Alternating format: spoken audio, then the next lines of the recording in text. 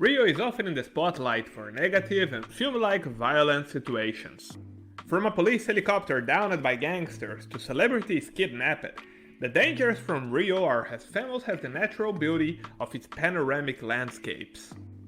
But in reality, is Rio really that dangerous? The answer is, depending on what you're comparing with. If your basis of comparison is the European continent, yes, Rio is dangerous. But if you consider American cities like Baltimore, Detroit or New Orleans, Rio de Janeiro is far safer. In 2020, Rio had a homicide rate 20.4 per 100,000 inhabitants, even lower than Chicago, the third largest city in the United States, that has 24.3 murders per 100,000 residents. And the good news is, the violence is decreasing quickly in Rio, and this I will prove to you with some solid data. One of the most striking aspects of Brazil is inequality, and just like in all its nuances, violence also does not affect everywhere in the same way. There are regions in Rio that are indeed violent, while others are far safer. But first of all, remember that Rio de Janeiro has two meanings. It can be one of the 26 Brazilian states, or also the capital of the homonymous state. Here I'll talk mostly about the capital, but if there is any city you would like to know more about in particular, feel free to ask about in the comments section. The safest areas of Rio are in the South Zone.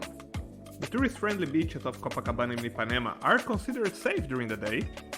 At night there are issues with criminality as with most large cities, but nothing abnormal. Take the usual precautions and I will give you some important tips at the end of this episode, and you should be fine. The wealthy areas of São Conrado and Barra da Tijuca, where many expatriates live, are also relatively safe during the day. However, both areas can be dangerous at night, so you should be careful at all times when in these areas. I would not advise any tourist, unless it's for a very specific purpose, to travel to the West Zone, since it holds most of Rio's gang conflict. This region is famous for its favelas, though some are tourist-friendly, and should generally not be visited due to safety concerns.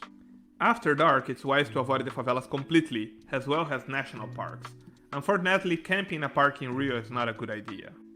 So, is Rio de Janeiro safe for tourists? Here is the thing, most of the violence in Rio is associated with gangs and the dispute for drug selling points. If you are not involved with these matters, you will avoid a large part of the risks. Still, gangsters in Rio have military-grade long-range weapons, and it's not uncommon that in the vicinity of the favelas during large conflicts, innocent people are hit by stray bullets. In 2021 alone, 100 people died in Rio due to random stray bullets. To put it into perspective, Madrid, the capital of Spain, a city with over 3 million residents, had only 34 homicides in total in 2021. Other than the favelas, there are two other places where tourists could have a bad experience in Rio. The beaches. And yeah, tourists love the beaches in Rio. However, this is one of the places most attractive to groups of petty criminals, since they have very few guards, and there have been several incidents of robbery during the daytime. The beaches are the place of the famous arrastão, when groups of thieves rob multiple tourists in a matter of few minutes and then rush out of the scene. The other place where you may face undesirable situations related to crime in Rio is the historical center. Unfortunately, it's also one of the regions that most deserve your visit, since districts like the Lapa, with restaurants, bars, and attractions like the Arcos da Lapa, are there. Now let's talk about the safest areas in Rio. However, before we begin, I would like to ask a small favor. If you enjoyed this episode, please hit the like and subscribe buttons. Ipanema is a popular neighborhood immortalized by Tom Jobim and Vinicius de Moraes. The neighborhood has many high-end properties and is in Rio's South Zone prime location. Ipanema has also plenty of bars, theaters, restaurants, and other cultural and leisure options. The next is Copacabana. And Rio's Copacabana needs no introduction, right? Next to Ipanema, this is a famous neighborhood where is located Copacabana Beach. The beach hosts one of Brazil's biggest New Year Eve shows, and it's an area with excellent infrastructure. The boulevard close to the beach is a great place for fit people to exercise outdoors. You can walk, ride a bike, or run, and there are also excellent open-air gyms. The next is Leblon.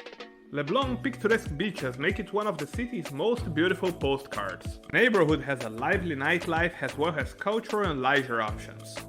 But since it's a small neighborhood with not many buildings, Leblon property prices are quite high. And Barra da Tijuca. Barra is a prestigious neighborhood that has grown dramatically thanks to its wide streets, subway and bus lines. It has many schools, colleges and a very large shopping mall. So now that we talked about the neighborhoods, let's give some tips to make your trip to Rio as safe as possible. First, buy travel insurance that also covers theft-related expenses. Although it's often very inexpensive to purchase such insurance, many people ignore this small precaution and end up disappointed. I recommend the company Expat. You can find the link in the description, which provides some of the most innovative solutions for travelers, allowing you to relax and enjoy your vacation without worry. Second, areas surrounding airports and train stations can be dangerous. Book a transfer in advance from the Galeão or Santos Dumont Airport, or from any station, to your destination and vice versa, so you can avoid scammers and criminals. There is Uber in Rio, but often the trip from the airport to the city and vice versa just doesn't pay off for them, so they will end up canceling your requests. Therefore, I often use Get Transfer for that kind of transfer, and I always work it fine. Their link is also in the description. Avoid walking around with your luggage. Radical Storage is a website that shows safe locations where you can leave your luggage, pay a small fee, and pick it up after touring the city. Visiting places like the center of the city but prefer it without the risk of getting lost or worse, hire a guide. You can find some amazing and reliable guides and tours at Viator, link also in the description. They will give you insider information about historical facts and curiosities, and also warn you of risky areas and keep you safe. Fifth, and here's a personal opinion, if you are young or you feel young, stay in hostels in regions like Copacabana, Ipanema or Leblon. People working in these hostels are used to foreign guests and can offer both safety advice and some great tips on places to sightsee. When looking for hostels, I visit Hostelworld and Filter for those above grade 7. And the last tip is a ninja tip. Use a money belt to carry your credit card, documents, etc. In your pocket, have a dummy wallet, a fake wallet, with expired cards and a little bit of money in case a robber attacks you. Something that shouldn't happen if you follow all the recommendations that I gave before. So I hope you enjoyed this episode. And remember to subscribe to our channel for the next ones.